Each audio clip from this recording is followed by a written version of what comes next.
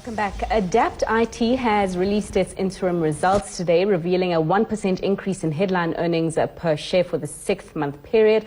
Joining us now to talk about the software business is Sibusiso Shabalala, who is the CEO of Adapt IT. Sibu, always a pleasure. I was just looking at your turnover growth over the past 5 years, and it's been strong. But then you come to 2017, 2018, and then you see the picture kind of gets messed up because of the marked slowdown in turnover and also profit growth. I'm just trying to understand, what were the major challenges over the past period? Thank you. I guess the challenges in the economy have been the marked slowdown in the South African market.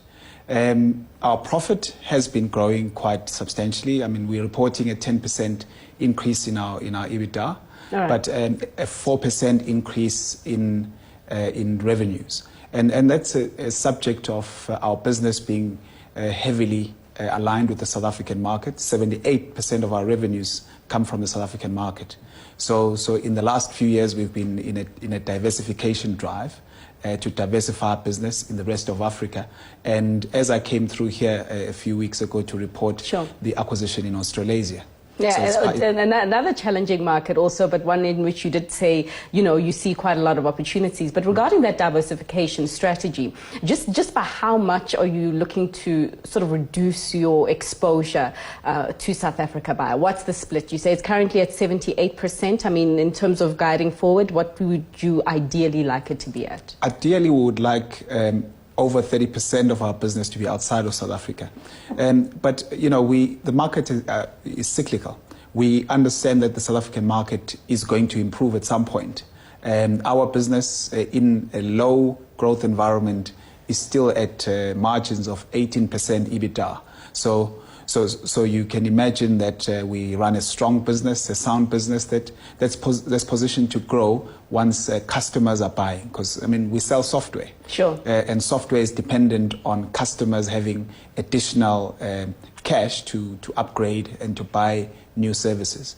So, we've seen growth in other sectors. There are a few sectors that are a bit challenging, but, the Africa market gives that opportunity for automation, and therefore that's why our focus has been in the rest of Africa, and then we're looking outside of Africa as well, into Australia. Because I'm looking at the breakdown of where you get the most of your sales from, and manufacturing, quite a big sector, financial services also quite a big sector, and hospitality. But I want to talk to you about manufacturing for a quick sec, because right, this is a sector, even if we do see a bit of a turnaround in the South African economy, manufacturing has a long way to go because it's literally in the slums. So my question to you is, for your key focus sectors, what are the plans that you're trying to put in place to ensure that, you mentioned the strength of your EBITDA growth, to ensure that as this economy begins to turn, but at a snail pace, as many are expecting, that you continue to, give your shareholders the dividends like you declared today that they have become accustomed to? Well, we're quite confident that we will have the growth. However, the sectors that are growing in South Africa are not the likes of manufacturing. But we have, our business grew double digit in the manufacturing sector, sure, for example. But, the energy as well as the hospitality sector has been under pressure. But we expect that to change. So we believe we have the right mix. And we're also looking at new markets for our software. But to the extent that the mix is diversified, that's why we're able to have around 58% of annuity revenue. That means our recurring business is getting stronger.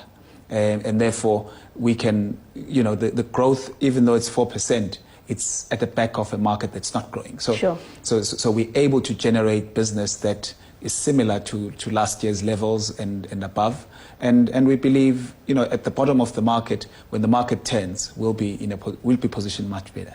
Obviously, as last time we spoke about your recent acquisition. So you're making quite a number of acquisitions at the same time, though. So, we've seen concerns being raised around companies that have grown too acquisitively or too aggressively in the acquisition space.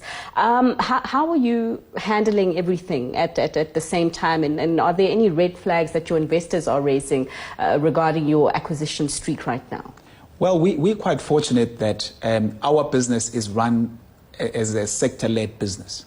So when we acquire these businesses, we acquire them into businesses that focus on sectors. So they operate as independent divisions. And so the integration of those businesses is handled separately. So we can integrate businesses in parallel. So we don't do one integration at a time. It's different teams integrating different businesses. So we're quite confident with the acquisitions that we've made. And we've raised 350 million access to funding, and we expect to do more acquisitions to bolster some of our sectors. But the one that we've just mentioned, the acquisition in Australasia, also opens the education market for us. We were previously not in the Australian market in education. That's a market that's now open for our other software, which has been quite successful in the Africa market. So we're also buying market share.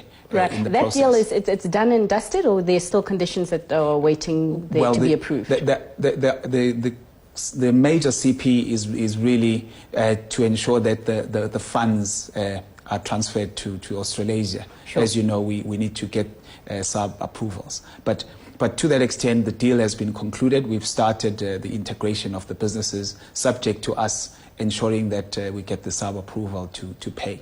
Because I'm sure you must have faced quite a number of questions from your investors today about that business and what they can expect from that business, going forward and also into their pockets. What did you tell them?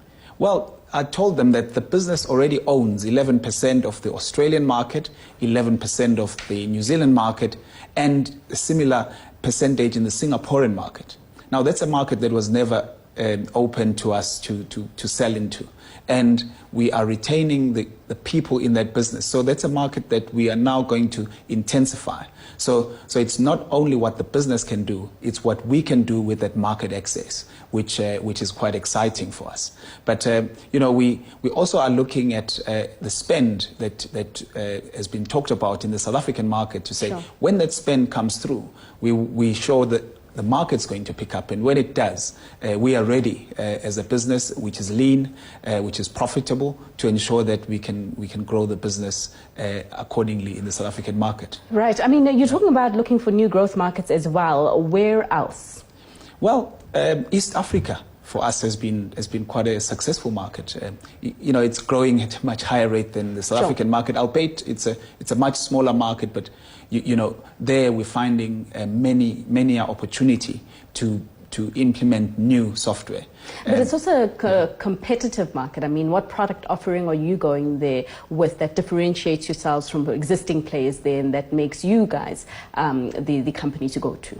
Well, wherever we operate, we tend to operate in a sector where we're going to have where we're going to be a market leader.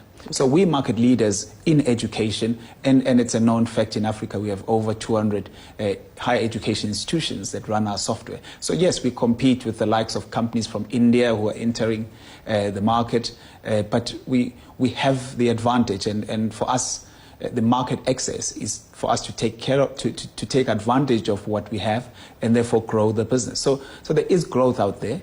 It's difficult to find. We have to leave South Africa to find it, but we also are hopeful that the South African market will turn at some point. Sure. And will show much more growth. I mean, so we're all positive, but Yeah. just to balance the scale now, Sure. what are your biggest concerns about the rest of your 6 months, and how are you planning to deal with them? Well, the rest of the 6 months, it is ensuring that we get returns, and those returns are from the investments that we've made in the software that we have. So returns we will get through sales. So our biggest challenge is to sell. Right. So we've got salespeople who are focused in the regions that I've mentioned, but also we want to ensure that we don't miss the opportunity in South Africa. We're not going to have everyone selling outside of South Africa and miss the opportunity in the South African market. You guys sound like you want to have your cake and eat it too. You want Australasia, you want South Africa, you want it all. Of course. Let us leave it there. That was the DAPDIT CEO, Sbu Chabalala, unpacking the group's number for us. And that brings us to the end of Closing Bell South Africa. Thank you so much for watching. Do stay tuned. However, Closing Bell West Africa is up next.